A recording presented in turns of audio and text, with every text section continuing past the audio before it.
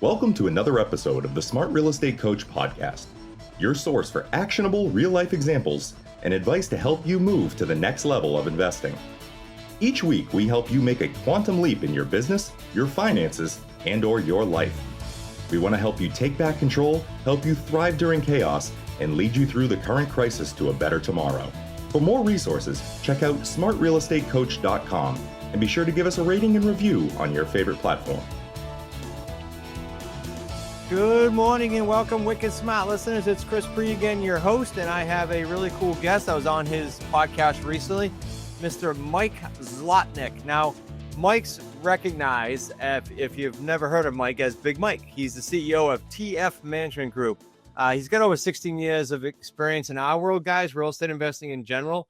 He's an active member of a bunch of elite mastermind groups, which is how we connected. One you may all recognize is Collective Genius. He serves on the board of directors there. Also, Freedom Founders and CA Investors. So I'm going to, as you'll hear, pick his brain a little bit about sort of what he's learned. Like, he looks at a lot of us, right? A lot of people like us, you and I, as investors. And I want to know what he's learned from that. In addition, he hosts a Big Mike Fund podcast. That's the one I was on. That's a writer down, a Big Mike Fund podcast. It's ranked in the top 10% of all podcasts worldwide. He's also the author of How to Choose a Smart Real Estate Investment Fund. That's pretty cool. Very related to what we've got going on here. All right, Mike, with that as a little bit of an intro, welcome to the show and good to see you again. I just saw you a few weeks ago. Great to see you too, Chris. Yeah, thanks for coming on my podcast too. It wasn't as I just said, make sure you guys write that down and subscribe to Mike's show. It's awesome.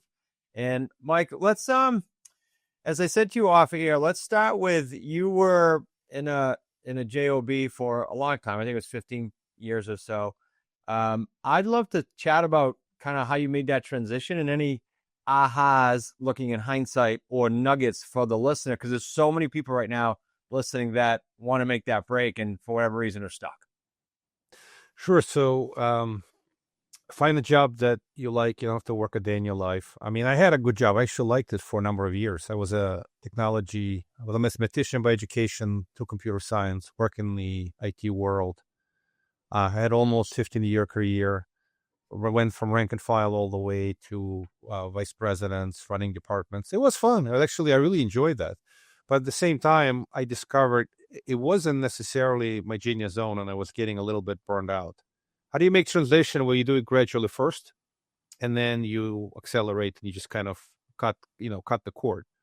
So I started investing passively in real estate in 2000, literally buying my first apartment in New York City in 2000. And then it took me 9 years of being a passive investor, buying apartments, making investments as I had cash available, learning until I was ready to make a full-time switch in 2009.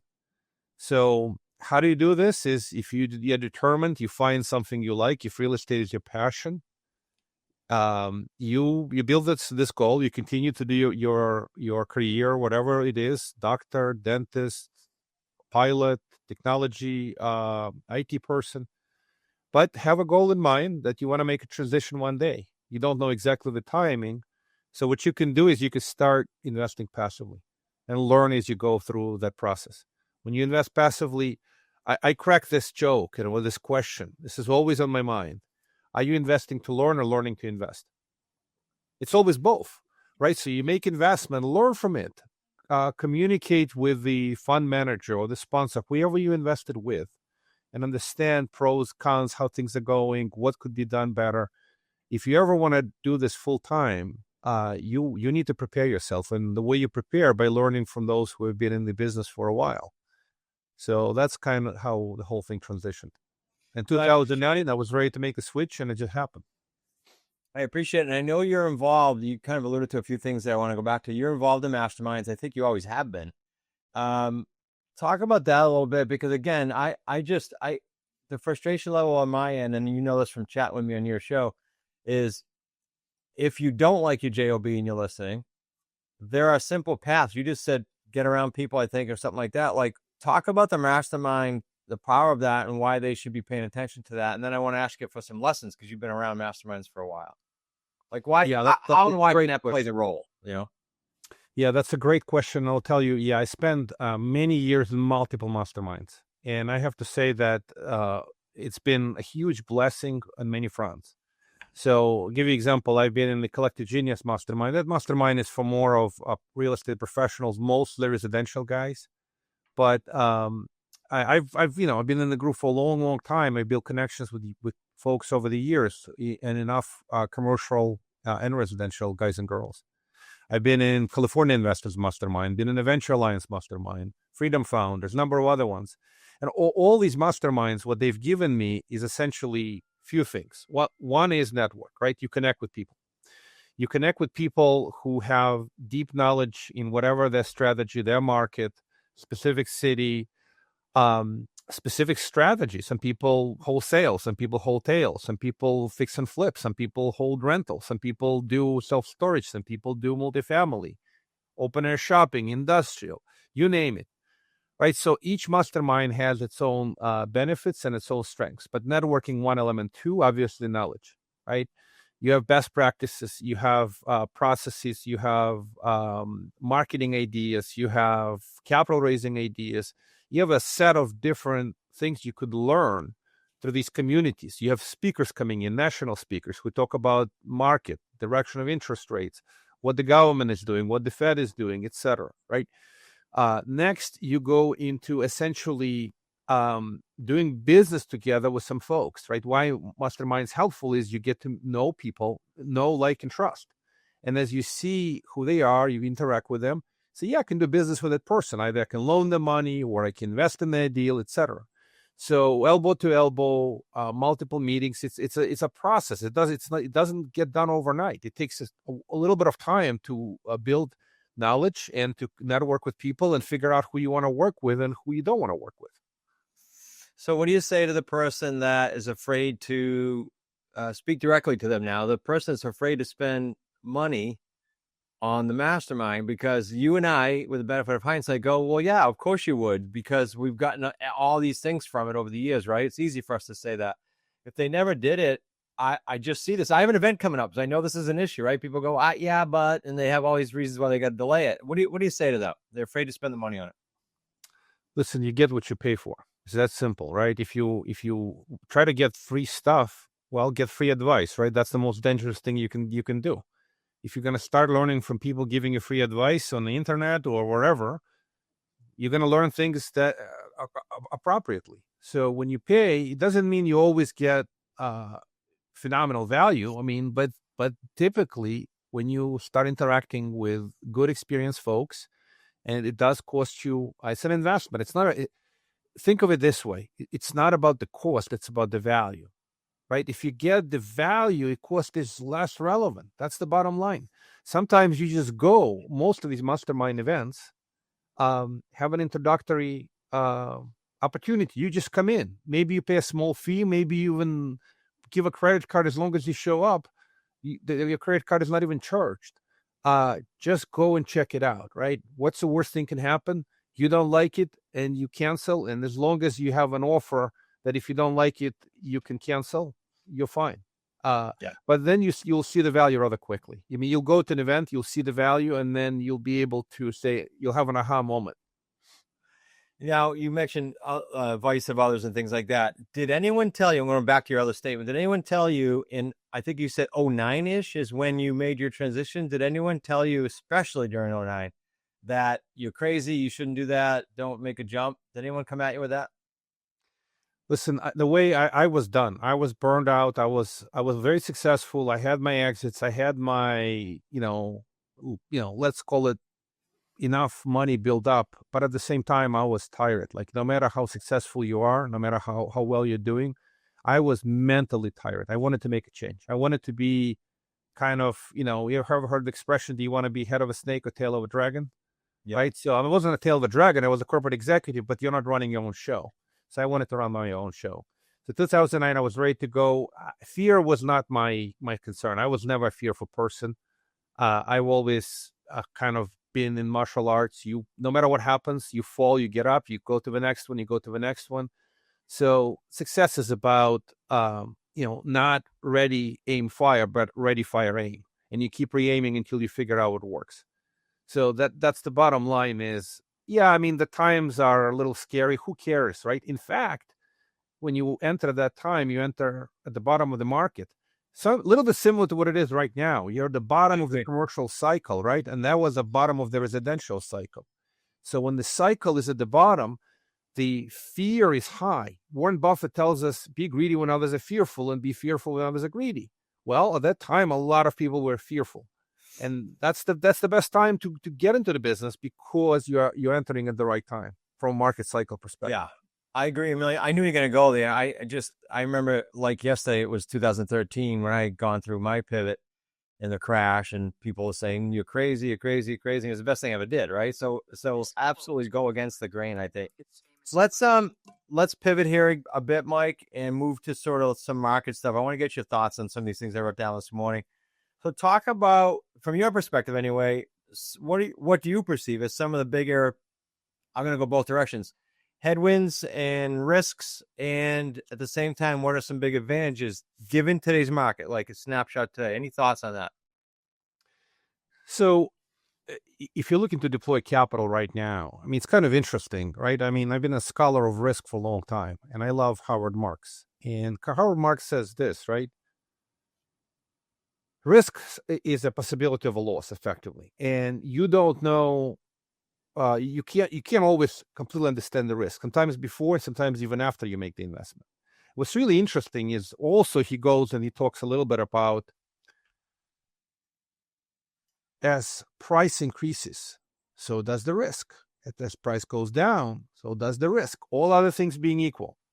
So today, stock market, crypto, many other appreciated assets, their risks have increased. Why? Because of exactly that basic thing. Some fundamentals improve, but markets often outpace the actual reality of intrinsic value. So it feels like certain investments have done really well. It's a great time to diversify your portfolio, whoever's portfolio, and consider what's undervalued. Commercial real estate right now, on many aspects, including multifamily, some other strategies, they feel like today that on a relative basis, the value is very high while the price is low.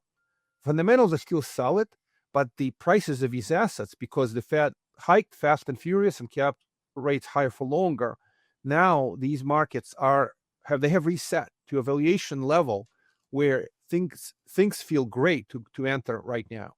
So what I would say is, from a timing perspective, with commercial market, we're somewhere at the bottom, maybe already well past the bottom. We can't see that until we look in the rear view mirror. So the time to act right now is one of the best times in my view. I don't know, the future, things could still get worse or better, but probabilistically, mathematically looking at where we are in the cycle, it's a great time. You still need to find a great jockey. You still need to find the person you're going to invest with. That's a requirement.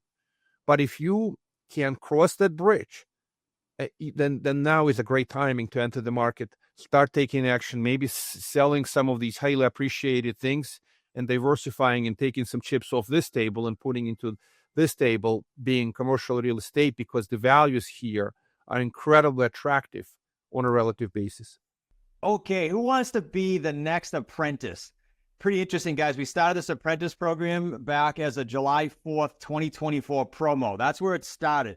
And it was so incredibly effective. We were just going to run it for the summer. It was so effective immediately. We kept it. It's in place now. And what is it? It allows you to get into the community, the Wicked Smart community, for less dollars than the QLS home study course sells for right now on our site. In fact, when you go to smartrealestatecoach.com/apprentice-pod, apprentice-pod, when you go there, you're going to see that as an apprentice, you're going to get over $13,000 worth of coaching, the possibility for you to touch base with us if you want to 4 or 5 times a week, and it doesn't exist anywhere out there, frankly. That's why we did it. We did it for 2 reasons. One, no one is giving you the support out there. We keep hearing feedback, which is how this was born, that other educators are not giving support. They're just selling stuff. So it doesn't exist anywhere, and nowhere in the real estate education or coaching space. And we want to help you do one thing: deals. So we've wrapped the support mechanism around this. We've allowed you to get into a Slack community with the other associates who previously were protected in Slack And now you get to jump in there and experience that for 12 weeks. You also get to come to the In the Trenches boot camp, which is private. It's a chance to hang out with the family team and one of the coaches for 2.25 days in our conference room, roll up his sleeves, get calls done, get deals done. If you come with leads, you leave with deals. Absolutely incredible. I could go on and on. Go to the website right now. Check out more information about the apprentice. And I'm going to give you the In the Trenches bootcamp site because you don't have to become an apprentice. It just happens to be free with apprentice and associate. So 2 links I'm going to give you, super important. smartrealestatecoach.com/ITTB-pod. That's going to give you some information about the bootcamp. If you want to buy a ticket to the bootcamp, it's more expensive, but you can just to come check us out. About 1 or 2 people every time we run it do just that. Or become an apprentice, and it's for free. smartrealestatecoach.com/apprentice-pod. Let's talk about that. What's your sort of your month-to-month looking like now? Like, what are you spending time on? What kind of deals are you spending time on? I think that's a good segue from what kind of where you just left them.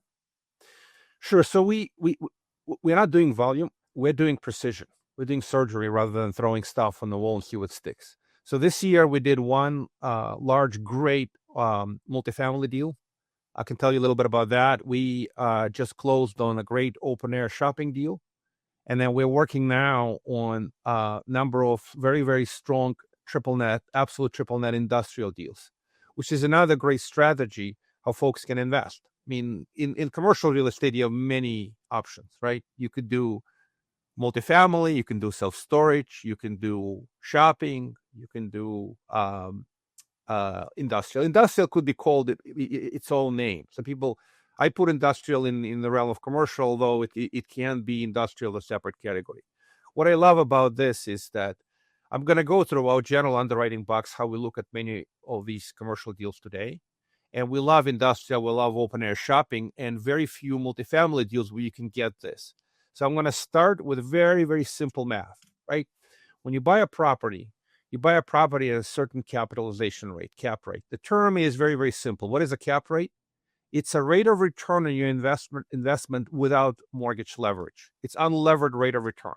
So think of it this way. If you have a property you bought for $10 million and it generates you $800,000 of income per year, you divide 800,000 by 10 million, that's 8%.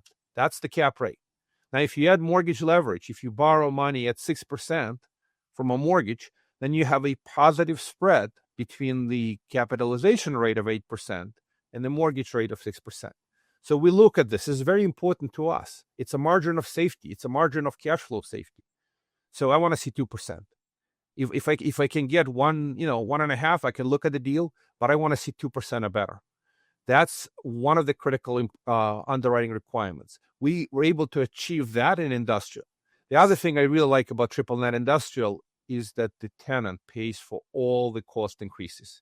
The taxes, the insurance, the roof goes, parking lot goes, you call it, whatever. All of it is tenant's responsibility.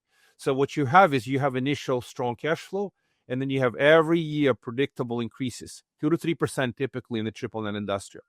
So what happens is NOI grows every year, and so does the value, because the value trades as a function of the NOI affected by the market cap rates.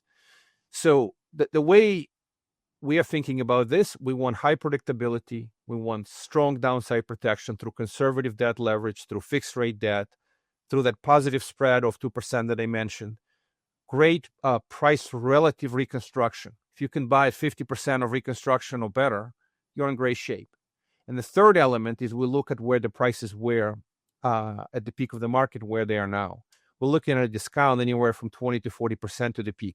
And the reason we compare to the peak versus now, because transaction volume now may be limited, so you may not have all these great current comps.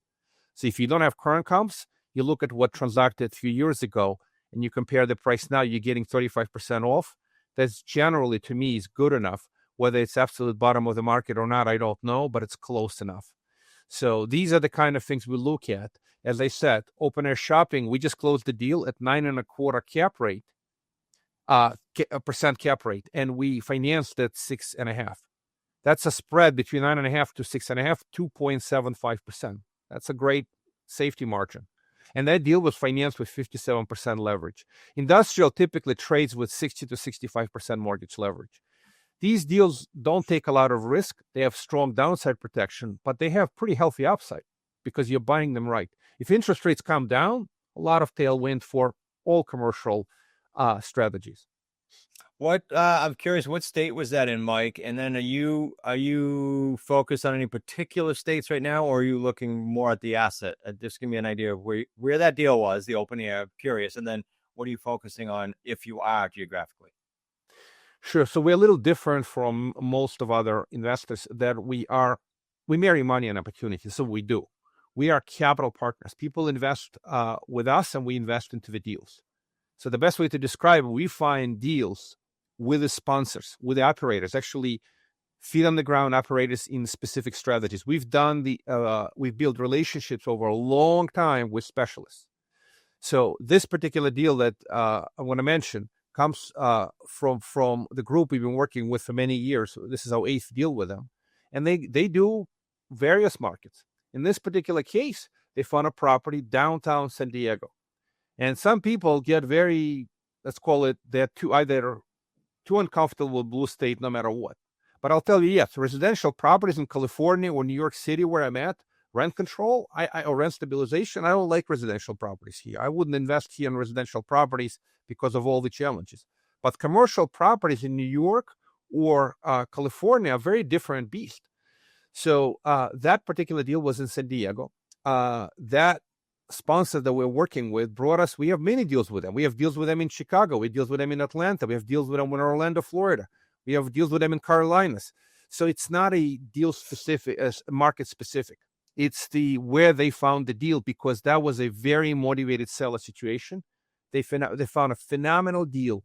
So the folks we work with, some of them are focused on a given city and town. I completely understand that. We've got people who do nothing but certain parts of Midwest. Right? We're perfectly happy with that. But at the same time, if a deal comes in San Diego, I'm happy to look at San Diego at these type of economics.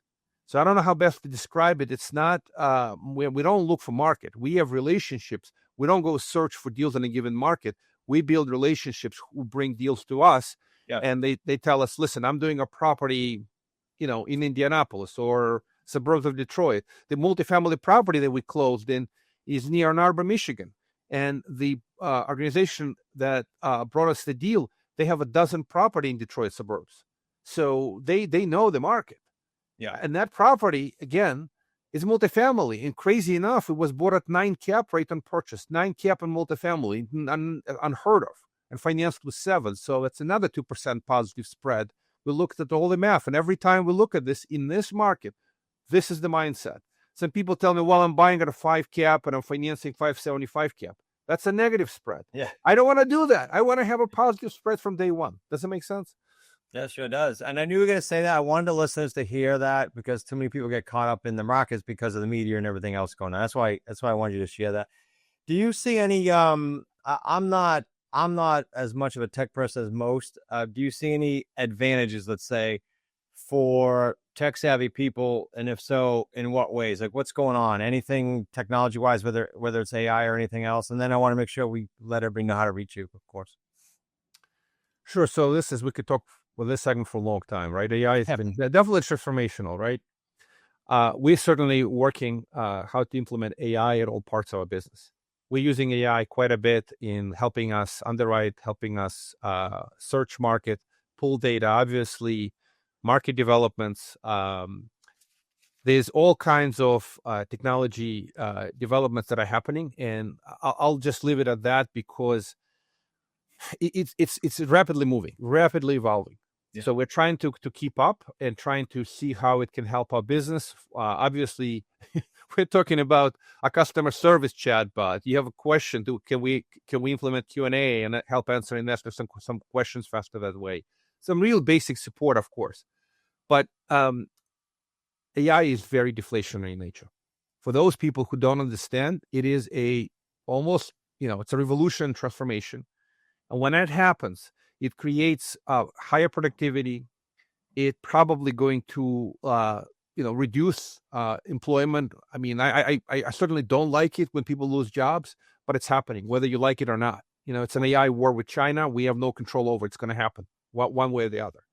So overall, increase in productivity, increase of GDP, and then some job loss as a result, you're probably going to see deflationary pressures.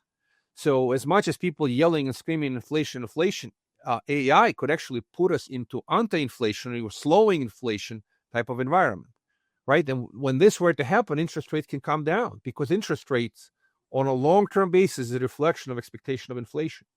So we'll see what happens. We don't know. We still have fiscal deficit and other concerns, but in the short run, it feels like interest rates are coming down. AI is helping. So I feel real estate is a really great strategy to take advantage of these shifts for multiple reasons. One is AI is helping run properties better. AI is helping find properties. AI is really driving innovation and improvement. Plus, the level of interest rate directionally is coming down, and that's going to be significant tailwind for the next few years at least. You heard it from the man, Mr. Mike. That's awesome. Mike, how can they reach you? And in addition to how can they reach you, and you share anything you want, are there particular people, whether it's net worth or otherwise or cash, that should reach out to? Share anything you want with that before we wrap. Yeah, Chris, I appreciate it. It's now it's going to get very easy and cheesy. So I have a podcast with a cheesy name, and I go as a Big Mike, right? People call me Big Mike. So, and I'm a fund manager. So bigmikefund.com, very easy to remember. And if you misspell it, you forget the D at the end, you go to bigmikefund.com. I promise it's not a kinky site. But as far as who can reach out, I mean, we work with a lot of high net worth, affluent, obviously accredited investors. We only work really with accredited investors. So folks who looking to, I don't know, people have asked me the question, what's our ideal avatar, who we work with? And I tell people anywhere from a few $1 million net worth all the way we work with people who have probably at least, over 100 million. I have friends and investors who they could be much higher. I don't even know what the number is. So the bottom line is the moment people become accredited and they want to go into alternatives, real estate, happy to have a conversation. Reach out. Yeah, that awesome. And thank you for that. So it's nice and broad. bigmikefund.com. Guys, you can't really mess that up. Mike, it was a super pleasure to have you on and to hang out a couple times this month, right? All in 1 month. Any last minute nuggets or anything that perhaps I didn't ask that you want to make sure that gets out to the Wicked Smart listener? Sure, I'll talk a little bit about the interest rate. I've been harping on this for a while, and many people don't know. Obviously. Yeah, so this is my view of the world, and it's a crystal ball conversation. Just to be very clear, I don't know this any better than you do or anyone else. And I love this expression: "He who lives by the crystal ball shall eat grass off the floor." So we don't know this, but it feels like the Fed is cutting rates. We just got one cut, another two coming later this year. We're going to get probably a few more cuts while still Jay Powell is in the office by May. Then the next Fed chair comes in. By the end of 2026, we may see interest rates on the Fed funds rate somewhere in 1.5–2% lower than we are now. Very easy to get there. Not very difficult with the math. What happens with the 10-year Treasury yield, which impacts mortgages? Most people don't understand. These fixed-rate mortgages are really tied to where 10-year Treasury yield. And typically, there's an economic effect called substitution effect.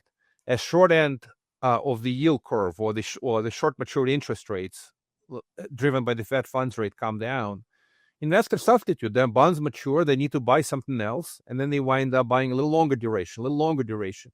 And that creates additional downward pressure on the interest rates at the low or the longer end of the yield curve. So I expect 10-year yield to come down at least 50, maybe 75 basis points, 0.75%. If I'm wrong, I'm wrong. But it feels that the interest rates need to be somewhere in the mid to lower threes, given where inflation can settle down at.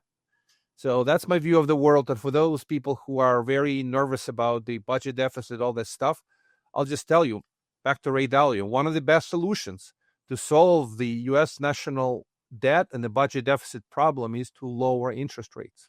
As interest rates come down, the service on national debt comes down, and the problems kind of shrink a little bit.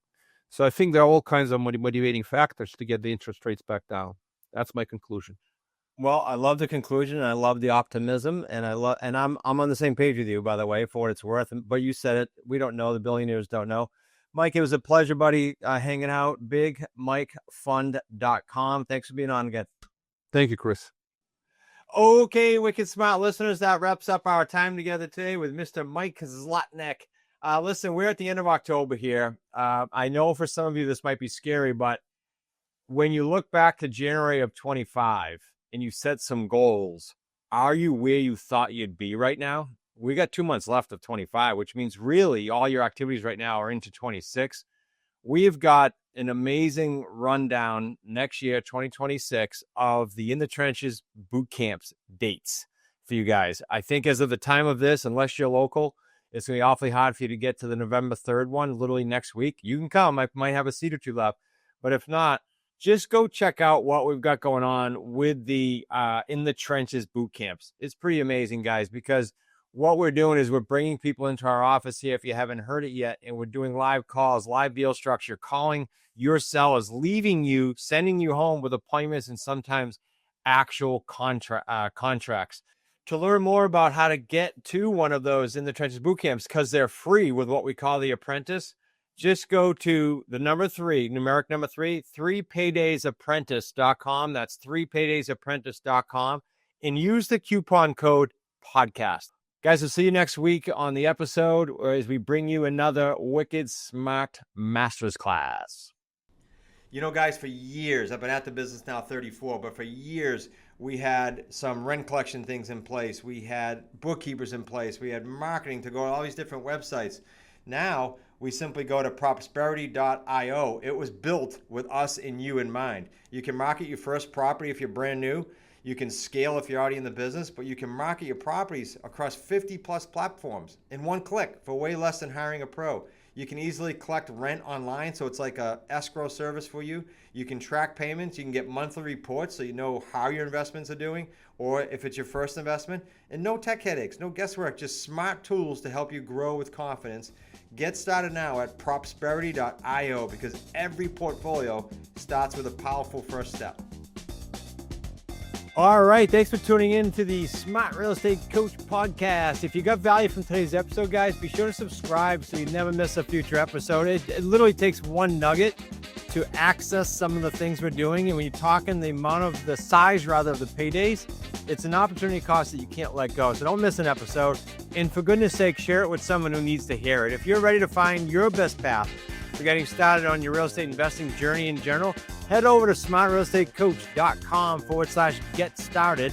We're going to help you take the guesswork out of your next steps. See you in the next episode.